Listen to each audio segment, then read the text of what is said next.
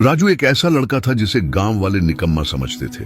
माँ बाप हमेशा उसे समझाते कि आवारा दोस्तों के साथ वक्त बर्बाद करने के बजाय मजदूरी करे, मगर वह निकम्मा यूं ही गलियों में आवारा घूमता रहता।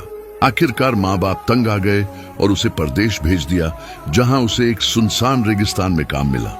एक तूफानी रात 5 अरबी लड़कियां अचानक उस रेगिस्तान में आ गई। उन्हें मदद की जरूरत थी और राजू ने उनकी मदद की।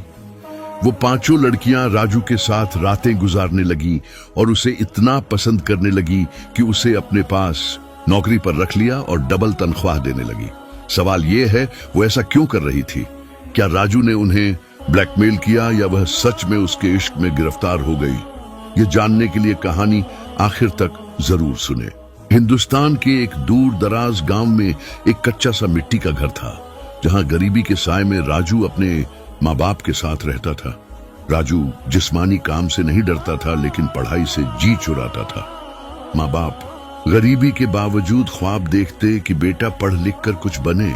रोज उसे स्कूल भेजते, बैग और पैसे देते, मगर राजू स्कूल जाने के बजाय दोस्तों के साथ होटलों में चाय पीता, सिगरेट फूंकता, फिल्में देखता और पैसे मौज मस्ती पर उड़ा देता। माँ बाप खुशफहमी में रहते कि वह पढ़ रहा है। एक दिन उसका बाप शहर गया। थकान से चाय पीने के लिए एक होटल में दाखिल हुआ। वो सामने राजू को दोस्तों के साथ ठाके लगाते देखा। वह साकेत हो गया, दिल थक से रह गया। धीरे धीरे पास जाकर बैठ गया। राजू का रंग उड़ गया, हाथ पांव कांपने लगे। बाप ने दुख से कहा, बेटा ये वही पैसे है ना जो स्कूल बैग और किताबों के बहाने लेते हो, यहाँ हंसी झाक करने के लिए? राजू ने झूठ गढ़ते हुए कहा, बाबा आज स्कूल में छुट्टी थी, उस्ताद नहीं आए, मैं तो रोज स्कूल जाता हूँ। मगर बाप सब समझ चुका था, चुप हो गया और सिर्फ इतना कहा, बेटा अगर स्कूल में छुट्टी थी तो घर आ जाते, मेरे साथ खेतों में काम कर लेते। तुम जानते हो ना अब मैं बूढ़ा हो चुका हूँ, सख्त गर्मी हो या सर्दी, मैं खेतों में दिन भर काम करता हूँ ताकि तुम पढ़ सको, कुछ बन सको। मैं तो दिन गिन रहा हूँ कि तुम्हारी पढ़ाई पूरी हो, तुम्हारी नौकरी लगे और मैं ये खेतों का बोझ छोड़ दूं। राजू ने नजरें झुका ली, आवाज भर आई, बाबा मुझसे वाकई गलती हो गई। आइंदा अगर छुट्टी हुई तो सीधा घर आऊंगा और आपके साथ खेतों में हाथ बटाऊंगा। बाप कुछ नहीं बोला, चुपचाप उठकर घर लौट आया। उस रात वह किसी से कुछ नहीं बोला, ना बीवी से ना बेटे से, बस सन्नाटे में चुपचाप टहलता रहा, जैसे दिल में कोई तूफान दबाए रखा हो। मगर उसके दिल ने फैसला कर लिया था, अब वह हकीकत अपनी आंखों से देखेगा, बातों पर नहीं हकीकत पर यकीन करेगा। घर आते ही राजू का बाप खो बैठा। उसने बेटे का बाजू थामा और पूछा, बेटा तुमने कहा था कल छुट्टी थी, लेकिन तुम तो 1 साल से स्कूल नहीं जा रहे, आखिर क्यों? हमने तुम्हें किस चीज की कमी दी? बाप की आवाज कांप गई, मैं दिन भर खेतों में मजदूरी करता हूँ, चाहे लू हो या जाड़ा, ताकि तुम पढ़ सको। मैं अपने लिए कभी नए कपड़े नहीं लेता, लेकिन तुम्हें वर्दी ला कर देता हूँ। मैं चाय का कप तरसता हूँ, तुम्हारी माँ दवा लेने की बजाय पैसे बचा कर रखती है ताकि तुम्हारी किताबें आ सके, और तुमने हमें ही धोखा दिया। स्कूल नहीं गए और जो पैसे लेते रहे उनसे अय्याशी करते रहे। ये कहते कहते बाप की आंखों से आंसू निकल आए। माँ ने रोते हुए राजू का चेहरा देखा और खामोशी से कमरे में चली गई। बाप भी पीछे पीछे अंदर चला गया। राजू एक कोने में खड़ा रह गया, शर्मिंदा, नादिम और बिल्कुल खामोश। उस दिन उस रात राजू की नींद उठ गई। वह बिस्तर पर लेटा रहा और दिल में पक्का फैसला कर लिया, अब चाहे कुछ भी हो जाए मैं कुछ बनकर दिखाऊंगा, माँ बाप को फक्र महसूस कराऊंगा। अगली सुबह वह जल्दी उठा, नहाया, तैयार हुआ और नौकरी ढूंढने निकल गया। दिन भर इधर उधर भटकता रहा। जहां भी काम मांगता एक ही सवाल होता, कितनी तालीम है? और वह खामोश रह जाता, क्योंकि तालीम तो उसके पास थी ही नहीं। वह सिर्फ वक्त बर्बाद करता रहा था, आवारा फिरता रहा था।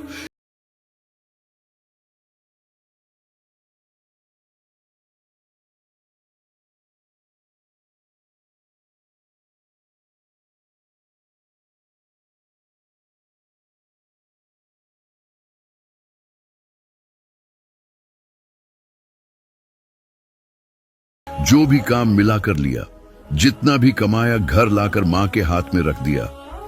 माँ बाप उसके बदले हुए रवैया से खुश तो थे, मगर दिल में एक दुख भी था कि उनका बेटा मजदूर बन गया। वो चाहते थे कि वह अफसर बने, इज्जतदार नौकरी करे, लेकिन अब उनके दिल को तसल्ली देना जरूरी था। मुश्किल हो गया था। कुछ दिन बाद माँ बाप ने आपस में बात की, ये बच्चा बदल गया है, मगर यहाँ मजदूरी से ना हमारा गुजारा होगा ना इसका।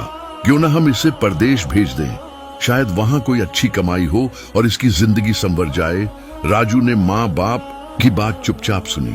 वहां भी अगर मैं बाहर चला जाऊं, चाहे मजदूरी ही क्यों ना हो, वहां की कमाई यहाँ के मुकाबले में दोगुनी तिगुनी होगी। अगर यहाँ रोज RS 300 कमा रहा हूं, तो वहां शायद 3000 या 6000 रोज के बन जाए।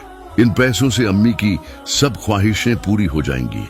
अब्बू को खेतों में नहीं जाना पड़ेगा। अगली सुबह वो खुद वालदैन के पास गया और बोला, अम्मी अब्बू मैं तैयार हूँ, आप इंतजाम करो, मैं परदेश जाऊंगा, जो भी काम मिलेगा कर लूंगा। अब्बू ने कहा, पहले अपना आधार कार्ड बनवा लो, फिर पासपोर्ट वीजे का बंदोबस्त मैं कर लूंगा। राजू ने दोनों चीजें जल्दी बनवा ली, मगर मसला पैसों का था। अब्बू गरीब था, उसके पास इतने पैसे नहीं थे कि वीजा टिकट सब कुछ खुद से कर सके।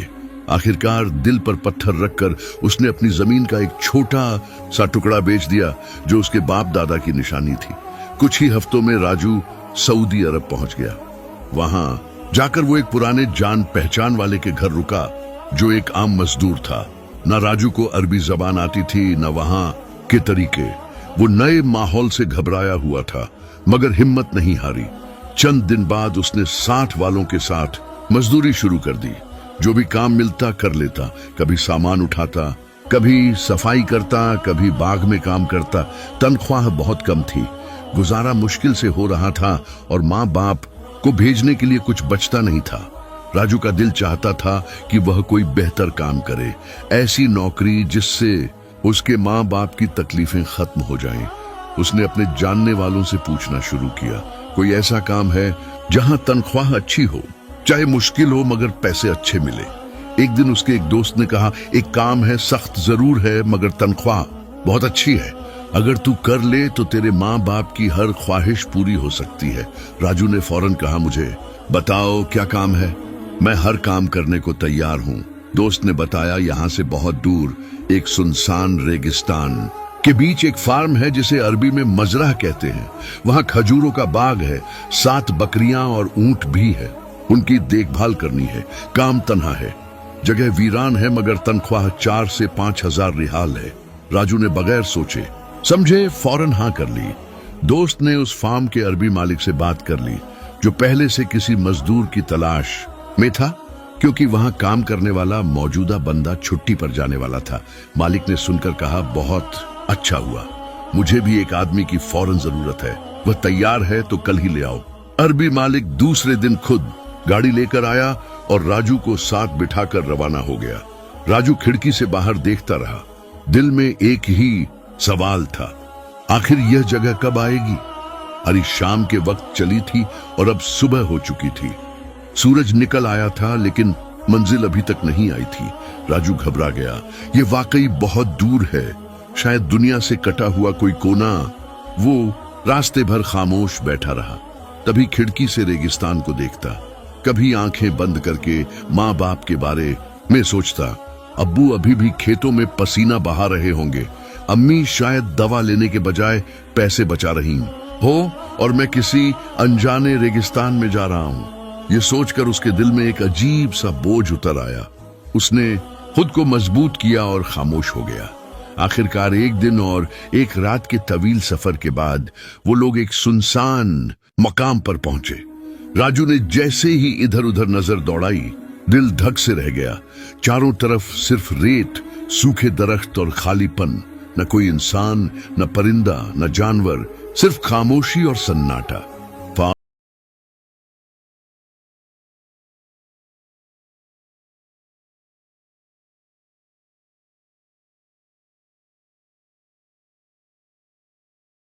और पानी के गैलन थे और कहा, यह 15 दिन का राशन है, मैं अगली बार 15 दिन बाद आऊंगा। खजूरों की सफाई और जानवरों की देखभाल सब तुम्हारे जिम्मे है। फिर मुख्तसर सी हिदायतें देकर वह वापस चला। गया और राजू अकेला रह गया। पहली बार उसे शिद्दत से एहसास हुआ कि वो कहां आ गया है। दिल चाहा अभी भाग निकले, लेकिन फौरन सोचा गाड़ी में एक दिन लगा यहां पहुंचने में। पैदल निकला तो महीना लग जाएगा और रास्ते में भूख प्यास से मर जाऊंगा। उसने गहरा सांस लिया, आंखें बंद की और खुद से कहा, अब यही गुजारना है जैसे भी हो। चंद दिनों में वह रूटीन समझ गया। खजूरों की सफाई, बकरियों को चारा देना, ऊंटों को पानी पिलाना सब अकेले करता। वक्त के साथ फार्म कैद खाने की बजाय उसका ठिकाना लगने लगा। 1 साल गुजर गया। फार्म अब उसका दूसरा घर बन चुका था। कभी दिल उदास होता तो फार्म के पीछे वाली पहाड़ी पर चढ़कर मोबाइल में सिग्नल ढूंढता और माँ बाप से बात करता। यही उसका वाहिद सुकून था। एक रात तूफानी आंधी, बारिश और सहरा का खौफनाक मौसम था। खेमे तक उड़ रहे थे कि अचानक उसे लगा कोई जोर जोर से चीख रहा है। दिल दहल गया। इतनी रात इस सुनसान सहरा में कौन चीख सकता है। वो उठा, दरवाजे तक गया मगर रुक गया। बाहर जाऊं या ना जाऊं। खिड़की से झांका तो दूर एक गाड़ी की हेडलाइट्स नजर आई। दिल में आया शायद अरब मालिक आया हो सकता है बारिश में गाड़ी फंस गई हो। वो फौरन रोशनी की तरफ दौड़ा। तूफानी बारिश और अंधेरे में भागता रहा। काफी दूर पहुंचा तो देखा गाड़ी के पास 4 साए खड़े हैं। दिल में वस से उठे, ये कौन हो सकते हैं?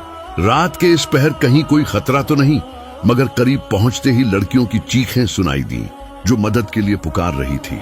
डर की जगह हमदर्दी ने दिल में जगह ली और वो तेजी से उनके बिल्कुल करीब जा पहुंचा। करीब गया और नरम लहजे में पूछा, बहन जी क्या हुआ, क्यों चीख रही हैं? लड़कियां फौरन राजू के पास आ गई।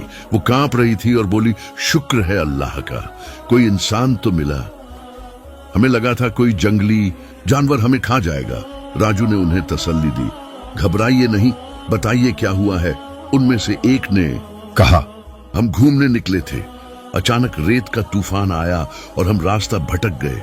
मोबाइल पर सिग्नल भी नहीं थे और फिर ये बारिश शुरू हो गई। हम यहां फंस गए।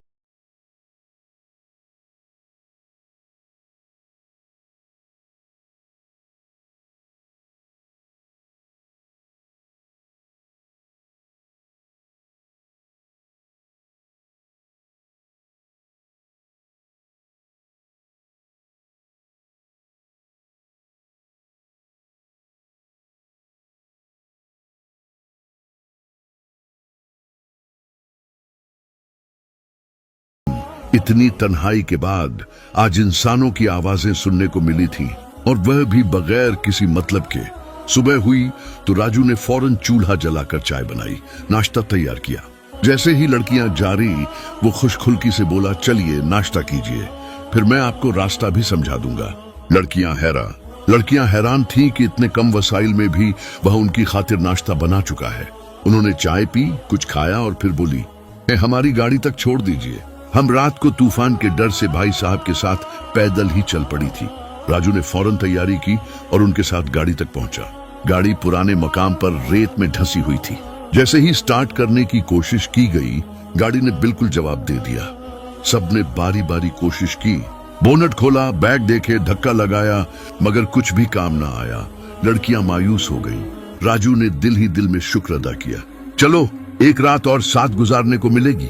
लड़कियों ने परेशान होकर राजू से कहा, आप कुछ करें ना, इस गाड़ी को स्टार्ट करवाएं। राजू ने मुस्कुराकर कहा, मैं गाड़ियों का माहिर तो नहीं, कोशिश की रहे मगर कुछ फायदा नहीं हो रहा। फिर बोला, मेरे अरब मालिक को आए आज 10 दिन हो चुके हैं। वो हर 15 दिन बाद चक्कर लगाता है। हो सकता है अगले 5-6 दिन में आ जाए। अगर आया तो वह गाड़ी भी देख लेगा, नहीं तो आप लोग उसके साथ शहर जा सकती हैं। लड़कियां आपस में मशवरा करती हैं और आखिरकार लड़कियां मान गई। चलो कुछ नहीं तो 5 दिन और सही, यहाँ तो महफूज है। राजू उन्हें वापस अपने कमरे में ले आया। अब वो लड़कियां पहले की तरह डरी सहमी नहीं थी, उनके चेहरों पर मुस्कान थी। वो राजू से सवाल करने लगी, आप कहाँ से हैं? राजू ने सादगी से जवाब दिया, मैं इंडिया से हूँ। उन्होंने पूछा, इतने सुनसान और वीरान रेगिस्तान के बीच आप कैसे रह लेते हैं? ऐसी क्या मजबूरी है? राजीव ने गहरी सांस ली और एक ही सांस में अपनी पूरी कहानी सुना दी कि वो कैसे एक नाफरमान बेटा था, स्कूल नहीं जाता था, माँ बाप से झूठ बोलता और धोखा करता रहा, दोस्तों के साथ वक्त बर्बाद करता रहा फिर जब माँ बाप को सारी सच्चाई पता चली तो उनके आंसू देखकर उसे होश आया। शर्मिंदगी में उसने खुद को बदलने की कोशिश की, मजदूरी शुरू की, लेकिन वह भी काफी नहीं थी। इसलिए परदेश चला आया ताकि माँ बाप की सारी तमन्नाएं पूरी कर सके। लड़कियां खामोशी से सुनती रहीं। एक लड़की धीरे से बोली, आपके इंडिया में इतनी गरीबी है, क्या लोग वाकई सिर्फ रोटी के लिए परदेश आ जाते हैं? राजू ने नरमी से कहा, हाँ, हमारे यहाँ अब भी लाखों लोग ऐसे हैं जिन्हें 2 वक्त की रोटी भी मैसर नहीं होती। ये सुनकर लड़कियां हैरान रह गई। इनमें से एक बोली, हमारे यहाँ तो बचपन से हर चीज आसानी से मिलती रही है, हमें कभी अंदाजा नहीं हुआ कि दुनिया में ऐसी भी जिंदगी होती है। राजू की सादगी और सच्चाई ने उनके दिल को छू लिया। वह उससे भारत के बारे में सवाल करने लगी। वहाँ के लोग कैसे होते हैं? मौसम कैसा होता है? आपके घर में कौन कौन है? राजू ने मुस्कुराते हुए सब कुछ बताया। अपने गांव की नदियां, पेड़, हरे भरे खेत और छोटा सा मिट्टी का घर। लड़कियां सुनकर हैरत में डूब गई और दिल ही दिल में सोचने लगी, हमें जरूर भारत जाना चाहिए। इतना सरल और खूबसूरत देश। उन्होंने राजू से वादा किया, अगर हम कभी भारत आएंगी तो तुम्हारे घर जरूर जाएंगी। राजू मुस्कुराया, जरूर, अगर उस वक्त मैं भारत में हुआ तो तुम सबको अपने हाथों से चाय बनाकर पिलाऊंगा। लड़कियां हंस पड़ी, नहीं, हम आएंगी तो तुम्हें भी साथ ले जाएंगी। राजू भी हंसने लगा। इन्हीं हंसी जाग की बातों में दिन गुजरते गए। 5 दिन और बीत गए, लेकिन अरब मालिक नहीं आया। लड़कियां चिंतित हो गई। तुमने कहा था कि वह 15 दिन में आता है, अब तो 21 दिन हो चुके, अभी तक नहीं आया। राजू भी परेशान हो गया। हाँ, मैं भी हैरान हूँ, और सच कहूँ तो राशन भी खत्म होने वाला है। ये सुनकर लड़कियां और ज्यादा घबरा गई। उन्होंने मन ही मन एक फैसला कर लिया, जब हम वापस शहर पहुंचेंगी तो सब कुछ अपने माता पिता को बताएंगी, और राजू जैसे नेक इंसान को इस वीरान कैद से निकालकर एक बेहतर जिंदगी देने की उनका दिल पुकार रहा था। हम राजू को इस वीरान रेगिस्तान से निकालकर अपने साथ रखेंगे। ऐसा सादा, ईमानदार और नेक इंसान किस्मत से ही मिलता है। उसी शाम अरब मालिक फार्म पर पहुंचा। राजू ने पूरी बात साफ साफ बता दी कि कैसे 5 लड़कियां बारिश में फंस गई थीं और पिछले 5 दिन से उसके साथ रह रही थी, और अब मालिक ने कोई ऐतराज नहीं किया, बल्कि खुद ही उन लड़कियों को गाड़ी में बैठाकर शहर वापस पहुंचा दिया। लड़कियों के माता पिता बहुत चिंतित थे, लेकिन जब बेटियों ने सारी सच्चाई बताई और राजू के किरदार, उसकी ईमानदारी के बारे में बताया, तो आखिरकार माता पिता का दिल भी पिघल गया। उन्होंने बेटियों से कहा, अगर वह लड़का तुम्हारे साथ काम करने को राजी हो जाए तो जरूर ले आओ, ऐसे लोग अब कम ही मिलते हैं। कुछ दिन बाद वह लड़कियां फिर से फॉर्म पर पहुंची। वही सादा लिबास, वही मुस्कान और साथ में एक नई पेशकश। राजू भाई, हमारे साथ चलिए, हम आपको दुगनी तनख्वाह देंगे, आरामदेह जगह, इज्जत और साया मिलेगा काम में। लड़कियों ने जब यह कहा तो राजू कुछ पल खामोश रहा, फिर धीमे से बोला, यहाँ मैं अकेला जरूर था, मगर आप सबकी मेहरबानियों ने मुझे इंसान बना दिया। अगर आप इजाजत दें तो मैं चलने को तैयार हूं। बस फिर क्या था, वो सब उसे साथ ले गई और राजू की जिंदगी का नया सफर शुरू हुआ। वो अब उनका ड्राइवर भी था, मददगार भी और सबसे बढ़कर दोस्त भी। जहां जाना होता उन्हें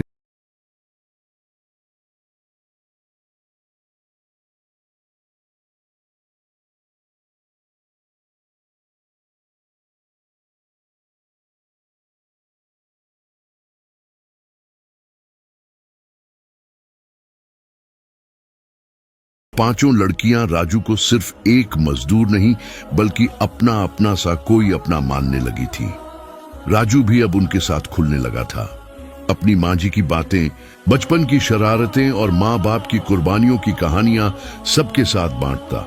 वक्त पंख लगा के उड़ने लगा और देखते ही देखते 2 साल गुजर गए, मगर राजू अजू भी अब उनके साथ खुलने लगा था। अपनी माँ जी की बातें, बचपन की शरारतें और माँ बाप की कुर्बानियों की कहानियां सबके साथ बांटता। वक्त पंख लगा के उड़ने लगा और देखते ही देखते 2 साल गुजर गए, मगर राजू इंडिया वापस ना जा सका।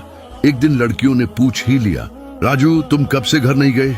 राजू ने नजरें झुका ली और धीमे से बोला, 2 साल हो गए हैं, मगर यहां काम में इतना मशगूल रहा कि पता ही नहीं चला वक्त कैसे बीत गया। लड़कियों ने आपस में सलाह की और कहा, तुम छुट्टी पर जाओ, हम तुम्हें अच्छा खासा पैसा देंगे, शॉपिंग भी करवा देंगे। जाओ अपने माँ बाप के पास थोड़ा वक्त गुजारो और फिर लौट आना। राजू हैरान भी था और दिल ही दिल में खुश भी, क्योंकि इतनी बड़ी रकम उसने एक साथ कभी नहीं देखी थी। उन्होंने उसके लिए नए कपड़े, तोहफे और जरूरत का सामान खरीदा। हाथ में टिकट थमाई और मुस्कुराकर कहा, अब जाओ और अपने गांव में सबको बताओ कि राजू अब वो नहीं रहा जो कभी था। राजू जब अपने गांव पहुंचा तो हर मंजर बदल चुका था। वही लड़का जिसे कभी निकम्मा, नालायक और नाकाम समझा जाता था। माँ बाप हैरान भी थे और खुश भी। आंखें नम थीं, लेकिन दिलों में फक्र था। बाप ने कंधे पर हाथ रखकर कहा, बेटा अब तो सब कुछ है, अच्छा घर है, इज्जत है, गाड़ी है, अब शादी कर लो, हम तुम्हारे लिए अच्छी सी बहू लाएंगे। राजू हल्के से मुस्कुराया, अभी नहीं अब्बा, शादी का वक्त आएगा तो मैं खुद कहूंगा, अभी तो दिल वापस जाने को कह रहा है। कुछ दिन बाद माँ बाप से इजाजत लेकर बोला, मैं फिर वापस अरब जा रहा हूँ, अगली छुट्टी में आऊंगा तो शादी की बात करेंगे। माँ बाप ने दुआओं के साथ राजू को रुखसत किया। राजू उन 5 लड़कियों से लगातार राब्ते में था और वापसी से पहले उनसे पूछा, आप लोगों के लिए कुछ लाऊं? उन्होंने हंसते हुए कहा, नहीं भाई, हमें कुछ नहीं चाहिए। लेकिन राजू कहाँ मानने वाला था। उसने हर लड़की के लिए खास तोहफे खरीदे।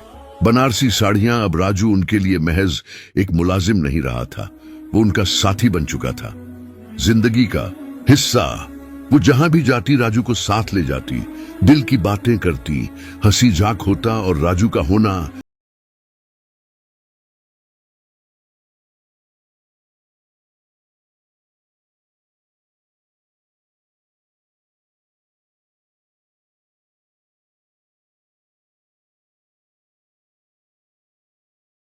राहत से भरे हुए। 5 लड़कियां अब राजू को दिल से चाहने लगी थीं, शायद मोहब्बत करने भी लगी थी। अब तक राजू उनका भरोसा, उनका दोस्त और उनकी जरूरत बन चुका था।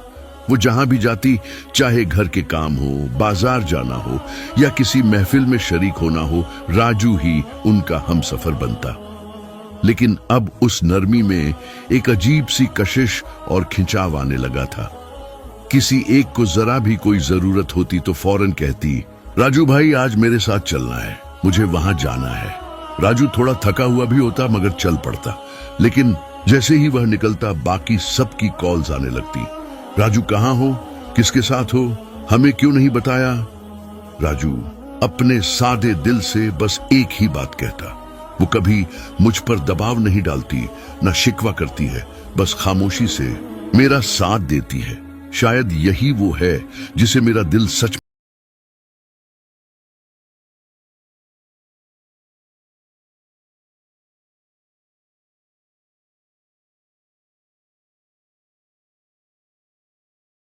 राजू ने 5 लड़कियों को फिर से एक जगह बुलाया और बड़े सुकून से कहा, मैंने फैसला कर लिया है, मैं आप सबकी मोहब्बत और इज्जत करता हूं, मगर दिल ने सिर्फ एक को चुना है।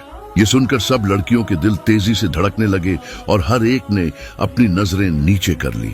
राजू ने बहुत नरमी से उस लड़की का नाम लिया जो सबसे ज्यादा खामोश और सादा थी। बाकी सब लड़कियों ने हैरत से उसकी तरफ देखा, मगर वो तो जैसे बरसों से यही सुनने को तैयार बैठी थी। बस हल्की सी मुस्कान उसके चेहरे पर आ गई। बाकी चारों का दिल जरूर टूटा, मगर उनके चेहरों पर भी एक नरम मुस्कान आ गई। उनमें से एक ने कहा, राजू हम जानते हैं कि दिल का फैसला दिल ही करता है। राजू ने जैसे ही उस लड़की के सामने अपने जज्बात रखे, उसके अल्फाज दिल से निकले हुए लग रहे थे। मैं तुमसे सच्ची मोहब्बत करता हूँ, वो मोहब्बत जो दिखावे से नहीं, खामोशी से निभाई जाती है। तुमने कभी कुछ मांगा नहीं, न कोई शिकायत की, बस हर वक्त खामोशी से मेरा साथ दिया, और यही बात मेरे दिल को छू गई। लड़की की आंखों में आंसू आ गए, लेकिन वह गम के नहीं बल्कि खुशी और तस्लीम के थे। उसने हल्की सी मुस्कुराहट के साथ सिर झुका दिया, जैसे बरसों से इसी पल का इंतजार था। बाकी 4 लड़कियों ने अपने टूटे हुए दिलों पर पत्थर रखकर उन्हें दुआएं दी और कहा, राजू हम खुश हैं कि तुमने दिल की सच्चाई पर कायम रहकर फैसला किया। और यहीं से राजू की जिंदगी का नया दौर शुरू हुआ। निकाह हुआ, दिलों की इज्जत कायम रही और वक्त के साथ राजू सिर्फ एक मजदूर नहीं रहा। राजू अब एक ऐसा शख्स बन चुका था जिसकी कहानी लोग सुनकर यकीन करते थे कि असली इज्जत, मोहब्बत और कामयाबी इंसान के किरदार से मिलती है, दौलत से नहीं। राजू ने उसके सामने अपने जज्बात रख दिए। मैं तुमसे सच्ची मोहब्बत करता हूं। अगर तुम भी मुझे चाहती हो तो चलो आज ही निकाह कर लेते हैं और आज रात ही वापस इंडिया चलते हैं। लड़की चुप रही, फिर आहिस्ता से बोली, मैं अम्मी अब्बू को तो मना सकती हूं कि मैं तुमसे निकाह कर रही हूं, लेकिन वो यह नहीं मानेंगे कि मैं तुम्हारे साथ इंडिया जाकर रहूं। राजू ने धीमे लहजे में कहा, अगर तुम सच्ची मोहब्बत करती हो तो फिर कुर्बानी देनी पड़ेगी। मुझे तुम्हारी दौलत नहीं चाहिए, बस तुम चाहिए। लड़की ने आंखों में आंसू लिए कहा, अगर तुम मेरे लिए अपना मजहब छोड़कर मुसलमान बनने को तैयार हो तो मैं अपने मुल्क, अपनी ऐशो आराम भरी जिंदगी छोड़कर तुम्हारे साथ इंडिया चलने को तैयार हूं। राजू ने बेझिझक कहा, अगर तुम मेरी मोहब्बत तैयार हूं। राजू ने बेझिझक कहा, अगर तुम मेरी मोहब्बत में इतनी। राजू ने माँ बाप